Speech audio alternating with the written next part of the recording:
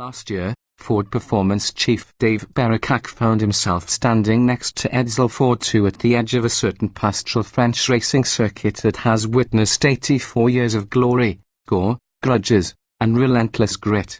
You know, mused Ford, according to Berikak's recollection, I was here 50 years ago with my father, when we won it.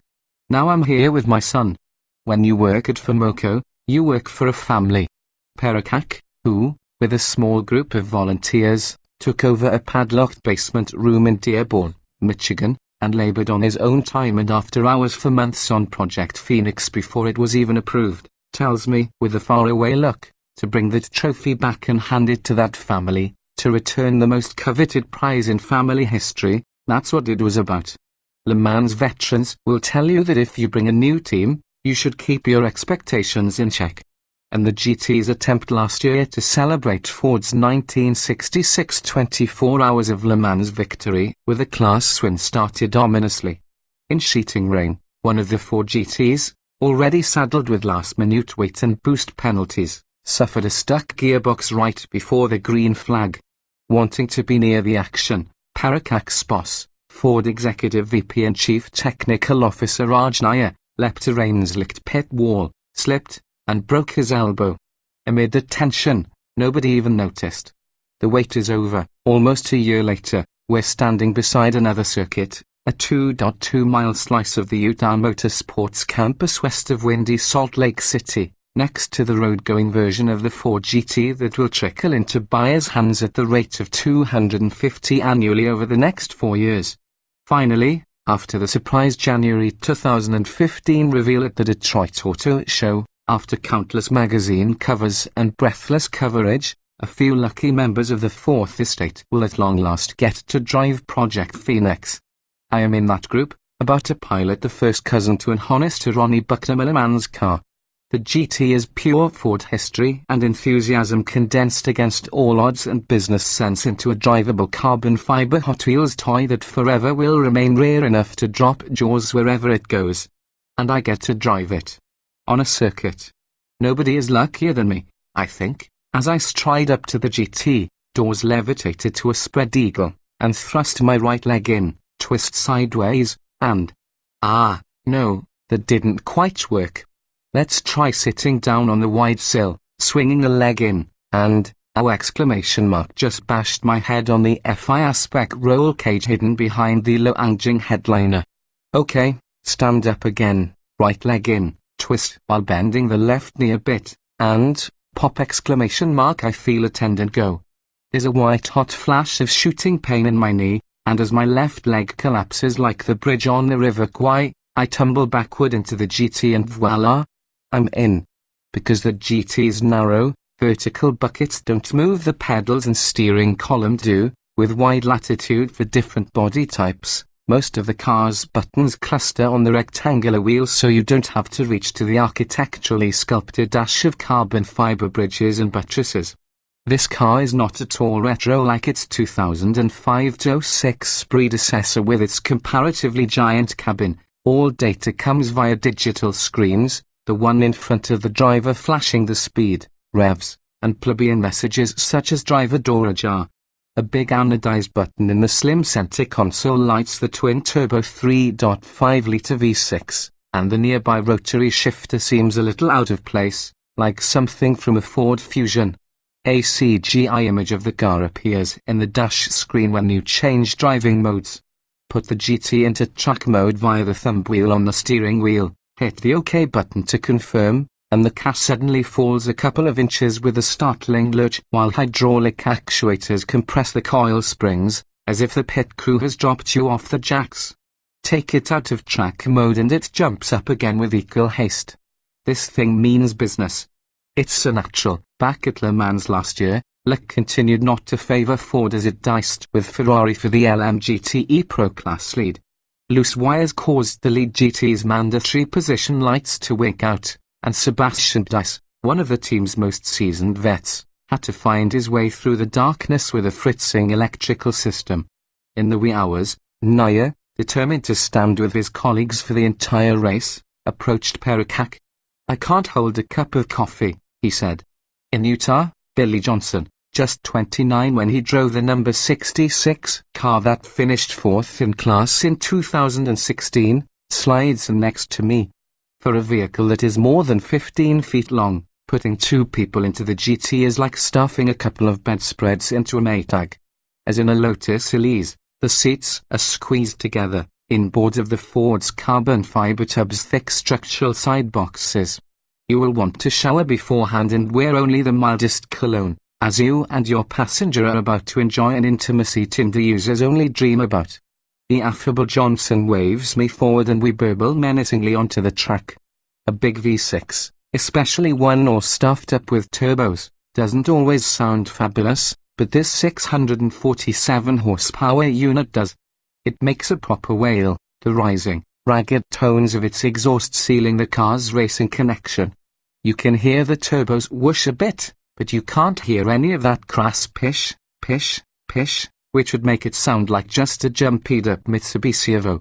As I warm the big Michelins and learn the track, the GT feels light and ready to play.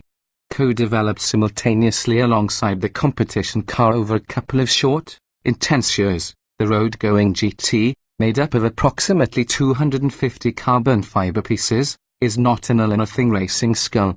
It's happy to motor at moderate speed with a gently progressive throttle and brakes that are easy to modulate.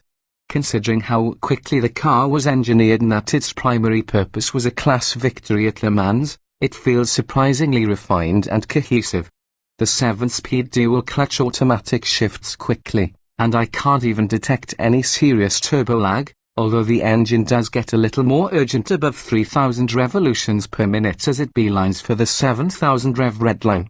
We start picking up the pace, Johnson reminding me of the track layout on the intensely flat, sometimes confounding course. 3rd and 4th gears are fine here. You can press deeper into the throttle and flood the turbines with exhaust gas without lighting up the tires. The grip is obviously tremendous and the ride not quite the body slam I was expecting. The GT swallows curbs and camber changes with sang-froid, the roll and body motions minimized but not choppy. Push, push, push. The morning sun well up at Le Mans, the Grand Marnier crepe booth was doing a brisk business and the big Ferris wheel was running at its roughly 0.5 revolutions per minute red line with stops when a number 68 Ford GT passed the racing competition Ferrari 488 for the lead. The stands erupted. Pushing myself now, I detect a bit of understeer in the tighter corners, and I'm also able to provoke the GT sideways on the exit just a little too easily. Is it loose? Johnson, next to me, starts coaching. You don't drive the GT as you do lesser-powered cars such as, at the risk of hilarious overstatement, my old spec Miata racer, which likes to corner under acceleration that settles and stabilizes the car. The GT has so much power and such a relatively light curb weight of about 3,250 pounds, ideally distributed, that it easily overdrives its front tires. In clumsy hands it behaves clumsily. Johnson advises me to do my hard braking in the traditional straight line, then trail brake or coast as needed all the way to the apex. The GT, thus decelerating, now wants nothing more than to rotate around its axis like a gate swinging on a post. You can also feel this effect if you lift suddenly in an overcooked corner. Even in a scrubbing understeer flail, the GT's helm will snap to and answer. On the exits, you have to be patient, might the throttle too soon and the 3253 OR20 rear tires will break loose as the boost builds. To be fast you must learn to be smooth with this car, just like the pros. If you're not, it'll still play along, the breakaway terrifically gentle and the various stability control modes letting you get more and more sideways without risking any damage. At Le Mans, with the number 68 Ford GT leading its class, the prize almost at hand, Nair and a superstitious Barakak had been doing their best to keep the jubilation under control, Barakak recalls. Then the lead LMP1 Toyota quit in front of the pits with 1 lap to go. After that you could hear a pin drop in our garage. The Utah highways beckon, and the GT loves an undulating road as much as a track. The driver feels plugged into the Ford through the quick steering and the wide pedals, and placement of the nose is easy as it flows contentedly from bend to hairpin to sweeper. Ferrari drivers, spoiled by perfect steering, will not complain. Without helmets to muffle the noise, however, the GT's cabin is downright loud, the exhaust in certain gears at certain throttle positions turning painfully boomy. The seats with their weirdly tufted cloth inserts barely recline, and the passenger well has a big footrest across it that is just a bit too close to the seat for a comfortable leg stretch. The trunk is a joke, filled to capacity by 2 rolled-up windbreakers. The new GT is gorgeous garage candy for a lucky few, but unlike the last GT, it won't be much fun on a long club rally. From Dearborn into history, landing in Detroit after the race and the all-night parties, Barakak had to help Nia pull his suitcase down from the plane's overhead bin. Nia looked at him and asked, "Did we just win Le Mans?" For Barakak, the victory effort and the spectacular if somewhat uncomfortable road car that it produced are bittersweet. There were a lot of casualties, from Nia's arm, which eventually went into a cast, to the families who didn't see their moms and dads much for 2 years. This is a car built on sentimentality. Sure, there were other reasons for the GT, such as creating a technology test bed and taking Ford's brand onto the international racing circuit to be enhanced by its reflected glitz.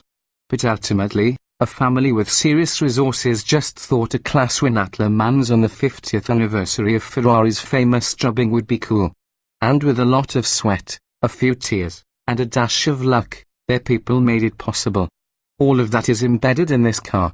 The experience is singular.